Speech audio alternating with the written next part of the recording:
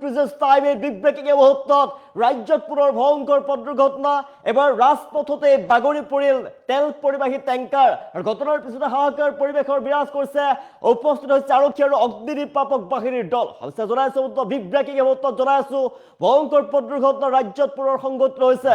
এবাৰ ৰাজপথৰ ওপৰতে বাগৰি পৰিছে তেল পৰিবাহী টেংকাৰ ঘটনাৰ পিছতে হাহাকাৰ পৰিৱেশে বিৰাজ কৰিছে ৰাজ্যত পুনৰ ভয়ংকৰ পথ দুৰ্ঘটনা ৰাজপথৰ পৰা লুটি খাই পৰিল তেল পৰিবাহী টেংকাৰ আৰু ঘটনাৰ পাছতে হাহাকাৰ অৱস্থায় বিৰাজ কৰিছে নৈশ বাছক পথ এৰি দিবলৈ লওঁতে লুটি খাই পৰে টেংকাৰখন আৰু তেল পৰিবাহী টেংকাৰখনত যথেষ্ট তেল আছিল 12,000 লিটাৰ পেট্ৰল আৰু ডিজেল আছিল টেংকাৰখনত আৰু ঘটনাৰ পাছতে ঘটনাস্থলীত উপস্থিত হৈছে আৰক্ষী অগ্নি নিৰ্বাপক বাহিনী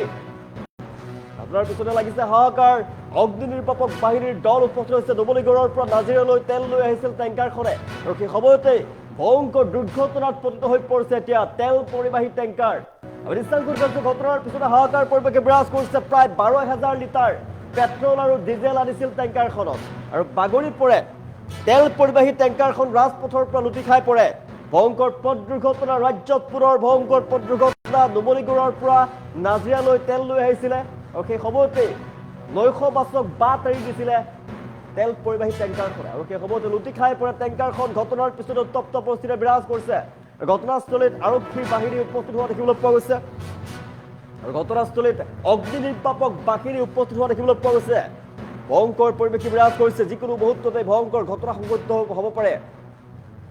12,000 লিটাৰ পেট্ৰল আৰু ডিজেল আছিল টেংকাৰখনত ঘটনাস্থলীত উপস্থিত হৈছে অগ্নি নিৰ্বাপক বাহিনী আৰক্ষীৰ দল ৰাজপথৰ পৰা লুটি খাই পৰিল তেল পৰিবাহী টেংকাৰ আমি দৃশ্যাংশ দেখুৱাই আছো নৈশ বাছক পথ এৰি দিবলৈ যাওঁতে লুটি খাই পৰে টেংকাৰখন প্ৰায় 12,000 লিটাৰ পেট্ৰল আৰু ডিজেল আছিল টেংকাৰখনত ঘটনাস্থলীত উপস্থিত হৈছে অগ্নি নিৰ্বাপক বাহিনী আৰু আৰক্ষীৰ দল ডুবলিগড়ৰ পৰা নাজিৰালৈ তেল লৈ আহিছিল টেংকাৰখনে আৰু সেই সময়তে ভয়ংকৰ দুৰ্ঘটনাত পতিত হৈ পৰে ৰুদ্ৰসাগৰৰ তেল পৰিবাহী টেংকাৰ দুৰ্ঘটনাগ্ৰস্ত হৈ পৰিছে ডুবলিগড়ৰ পৰা নাজিৰালৈ আহিছিলে তেল কঢ়িয়াই লৈ আহিছিলে আৰু সেই সময়তে এই ভয়ংকৰ ঘটনা সংঘটিত হৈছে এখন বাছক বাট এৰি দিছিলে নৈশ বাছক বাট এৰি দিওঁতেই নিয়ন্ত্ৰণ হেৰুৱাই পথৰ কাষত টেংকাৰখন লুটি খাই পৰে পথৰ পৰা 12,000 লিটাৰ পেট্ৰল আৰু ডিজেল কঢ়িয়াই আনিছিল টেংকাৰখনে টেংকাৰখনৰ চালক আৰু হেণ্ডিমেনক উদ্ধাৰ কৰিছে স্থানীয় ৰাইজে ঘটনাৰ পিছতে হাহাকাৰ পৰিৱেশে বিৰাজ কৰিছে যিহেতু 12,000 লিটাৰ আছিলে তেল 12,000 লিটাৰ পেট্ৰল আৰু ডিজেল কঢ়িয়াই দিছিল টেংকাৰখনে আৰু ঘটনাৰ পাছতে হাহাকাৰ অৱস্থায় বিৰাজ কৰিছে ঘটনাস্থলীত অগ্নি নিৰ্বাপক বাহিনীৰ দল উপস্থিত হৈছে আৰক্ষীৰ দল উপস্থিত হোৱা দেখিবলৈ পোৱা গৈছে পথৰ আমি দৃশ্যাংশ দেখুৱাই আছো টেংকাৰ পথৰ দাঁতিত বাগৰি পৰে পথৰ পৰা বাগৰি দাঁতিত পৰে আৰু এটা দ পুখুৰী টেংকাৰখন পৰিছে আমি দৃশ্যাংশ দেখুৱাই আছো ৰাজ্যত পুনৰ ভয়ংকৰ পথ দুৰ্ঘটনা এবাৰ ৰাজপথৰ পৰা লুটি খাই পৰিল তেল পৰিবাহী টেংকাৰ ৰাজপথৰ পৰা বাগৰি লুটি খাই পৰিলে তেল পৰিবাহী টেংকাৰ নৈশ বাছক বাট এৰি দিছিল টেংকাৰখনে তেল পৰিবাহী টেংকাৰখনত যদি 12,000 তেল আহিছিলে 12,000 লিটাৰ তেল বৃহৎ পৰিমাণৰ তেল কঢ়িয়াই দিছিলে 12,000 লিটাৰ পেট্ৰল আৰু ডিজেল লৈ আনিছিলে টেংকাৰখনে আৰু সেই সময়তে নৈশ বাছক ৰাজপথত তীব্ৰ গতিত আহি আছিলে আৰু নৈশ বাছক বাট এৰি দিবলৈ লওঁতে এই ভয়ংকৰ দুৰ্ঘটনা সংঘটিত হয় ভয়ংকৰ দুৰ্ঘটনাত পতিত হৈ পৰে ৰাজপথৰ পৰা লুটি খাই পৰে তেল পৰিবাহী টেংকাৰখন লুটি খাই পৰে এটা দ পুখুৰীত পৰে ৰাজপথৰ কাষত থকা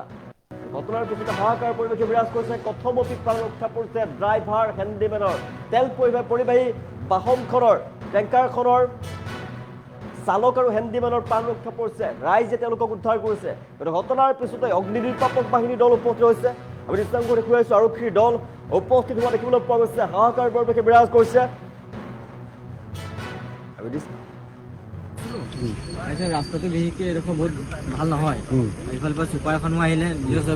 চপাৰ কাৰণে মই ধৰি লওক কণ্ট্ৰল কৰিব পৰা নাই সেইখনৰ পৰা ধৰি লওক এইফালে ব্ৰেকে ধৰিব পৰা নাই ব্ৰেক ভাঙিলৈ গুচি আহিলে যিমান পাৰিলোঁ ব্ৰেক মাৰিলোঁ ব্ৰেক মাৰি জেগাটো ডাউন জেগাটো অসুবিধাৰ কাৰণে বাইকখন আমাৰ তাতে লোক গাড়ী ব্ৰেক মাৰিলে জোল পাৰিছে মুনিব পাৰিছে ক'লৈ আহিছোঁ নাজিৰা কি আছে ইয়াত ডিজেল পেট্ৰল দুটাই আছে ডিজেল পেট্ৰলো আছে দুটাই কেনেকৈ থাকে নেকি মানে মই আহি আছিলোঁ তাৰপিছত ৰাস্তাটো বিশেষকৈ এডোখৰ বহুত ভাল নহয় এইফালৰ পৰা চুপাৰ এখনো আহিলে নিজৰ চপাৰ কাৰণে মই ধৰি লওক কণ্ট্ৰল কৰিব পৰা নাই সেইখনৰ পৰা ধৰি লওক এইফালে ব্ৰেকে ধৰিব